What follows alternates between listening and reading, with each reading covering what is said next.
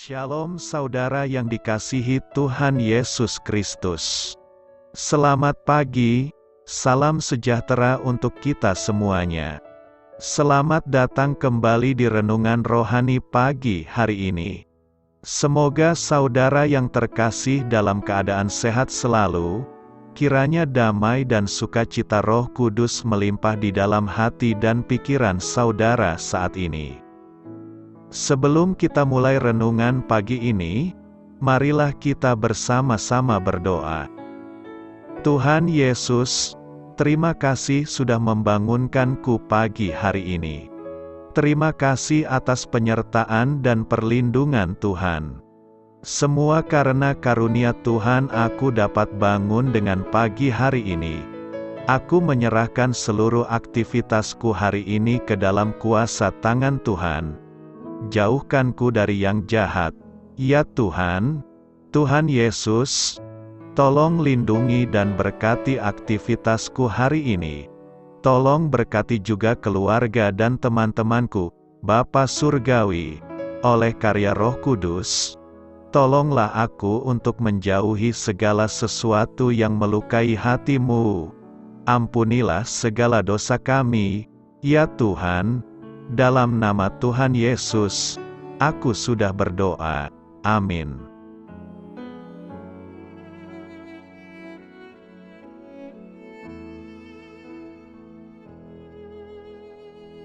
Sahabat Suara Sion, pembacaan ayat emas Alkitab renungan kita hari ini. Nats pilihan kita adalah, aku, manusia celaka, siapa yang akan melepaskan aku dari tubuh maut ini? Tertulis dalam kitab Roma 7 ayat 24. Bacaan kita terambil dari kitab Ibrani 12 ayat 4 sampai dengan ayat 17. Dalam pergumulan kamu melawan dosa, kamu belum sampai mencucurkan darah. Dan sudah lupakah kamu akan nasihat yang berbicara kepada kamu seperti kepada anak-anak? Hai anakku, janganlah anggap enteng didikan Tuhan, dan janganlah putus asa apabila engkau diperingatkannya, karena Tuhan menghajar orang yang dikasihinya, dan Ia menyesah orang yang diakuinya sebagai anak. Jika kamu harus menanggung ganjaran, Allah memperlakukan kamu seperti anak. Di manakah terdapat anak yang tidak dihajar oleh ayahnya? Tetapi, jikalau kamu bebas dari ganjaran yang harus diderita setiap orang, maka kamu bukanlah anak, tetapi anak-anak gampang. Selanjutnya, dari ayah kita yang sebenarnya kita beroleh ganjaran, dan mereka kita hormati. Kalau demikian bukankah kita harus lebih taat kepada Bapa segala roh, supaya kita boleh hidup, sebab mereka mendidik kita dalam waktu yang pendek sesuai dengan apa yang mereka anggap baik, tetapi Dia menghajar kita untuk kebaikan kita, supaya kita beroleh bagian dalam kekudusannya. Memang tiap-tiap ganjaran pada waktu ia diberikan tidak mendatangkan sukacita, tetapi duka cita. Tetapi kemudian ia menghasilkan buah kebenaran yang memberikan damai kepada mereka yang dilatih olehnya. Sebab itu kuatkanlah tangan yang lemah dan lutut yang goyah, dan luruskanlah jalan bagi kakimu, sehingga yang pincang jangan terpelecok, tetapi menjadi sembuh. Berusahalah hidup damai dengan semua orang dan kejarlah kekudusan. Sebab tanpa kekudusan tidak seorang pun akan melihat Tuhan. Jagalah supaya jangan ada seorang pun menjauhkan diri dari kasih karunia Allah, agar jangan tumbuh akar yang pahit yang menimbulkan kerusuhan dan yang mencemarkan banyak orang. Janganlah ada orang yang menjadi cabul atau yang mempunyai nafsu yang rendah seperti Esau, yang menjual hak kesulungannya untuk sepiring makanan. Sebab kamu tahu, bahwa kemudian, ketika ia hendak menerima berkat itu, ia ditolak, sebab ia tidak beroleh kesempatan untuk memperbaiki kesalahannya, sekalipun ia mencarinya dengan mencucurkan air mata. Terambil dari kitab Ibrani 12 ayat 4 sampai dengan ayat 17. Inti dari ayat emas renungan kita adalah, Yesus mati untuk menyelamatkan kita dan hidup untuk menjaga kita. Mari kita mulai renungan kita. Judul renungan kita hari ini adalah Penakluk yang Agung. Mari kita mulai kisah inspiratif. Siapa yang tidak terinspirasi oleh seorang pesaing yang berhasil bangkit kembali setelah pernah jatuh dan ambruk, seorang pelari yang terjatuh sewaktu meninggalkan balok start namun kemudian lambat laun kembali memimpin, menggugah imajinasi kita semua. Tim yang tadinya tertinggal di belakang, namun pada saat-saat terakhir meraih kemenangan akan lebih membuat kita merasa gembira dibandingkan tim yang sedari awal telah memimpin sejak babak pertama pertandingan. Yesus membuat kebangkitan yang paling menakjubkan yang pernah dilihat dunia.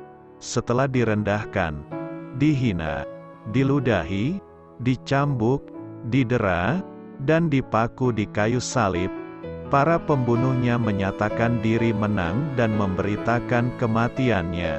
Seorang prajurit menjaga kuburannya.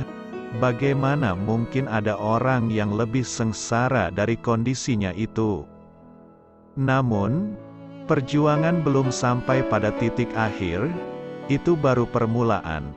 3 hari kemudian, dia bangkit dari kubur dan menampakkan diri kembali sebagai pemenang atas dosa, kematian, dan neraka kebangkitan yang lain daripada yang lain dalam sejarah.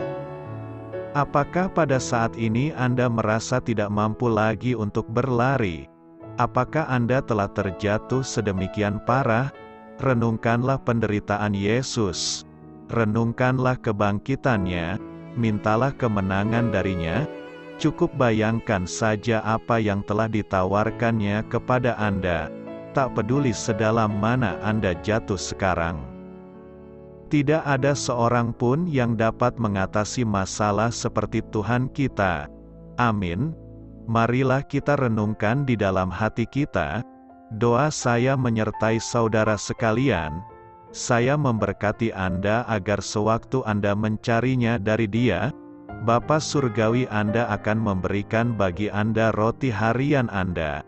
Dalam nama Yesus Kristus, Tuhan yang berkuasa atas alam semesta dan menuntun kita kepada iman yang menyelamatkan, Tuhan Yesus menyertai senantiasa. Tuhan memberkati. Amin.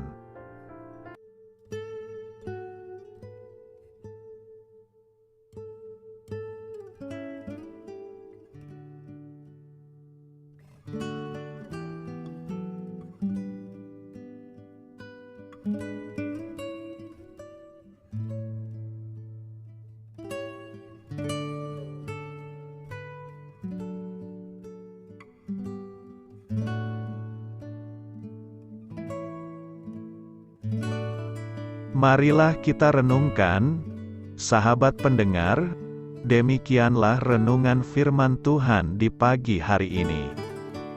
Semoga menjadi berkat di dalam hidup kita. Dan sebelum kita memulai segala aktivitas kita pagi hari ini, marilah kita berdoa.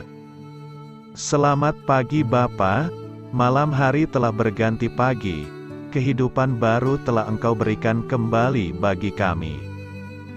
Bapa Surgawi, tolonglah aku menyadari kebutuhan orang lain, supaya aku dapat membagikan apa yang telah Engkau berikan kepadaku. Pada saat aku membutuhkan, berilah aku keyakinan bahwa Engkau akan mencukupkanku, melalui orang-orang yang mengasihi-Mu. Bukan karena kami pantas atau layak, namun karena kasih karunia-Mu, kami boleh ada, sebagaimana kami ada di pagi hari ini. Terima kasih Tuhan, atas kesempatan baru yang telah Tuhan berikan kepada kami. untuk bisa memperbaiki diri agar kami bisa lebih layak di hadapan-Mu. Hari ini kami serahkan semua perkara dan kesulitan yang akan kami lalui ke dalam tangan-Mu. Biarkanlah kami bisa memuliakan-Mu dalam segala aktivitas yang akan kami lakukan. Amin. Biarlah firman Tuhan menjadi pengingat untuk kita semua, bahwa tuntunan dari Roh Kudus akan selalu memberi jalan keluar bagi setiap permasalahan hidup kita, dan memberi kedamaian di hati kita. Sampai jumpa di renungan pagi rohani Suara Sion berikutnya. Kiranya Tuhan selalu memberkati saudara semua hari ini. Amin. Shalom.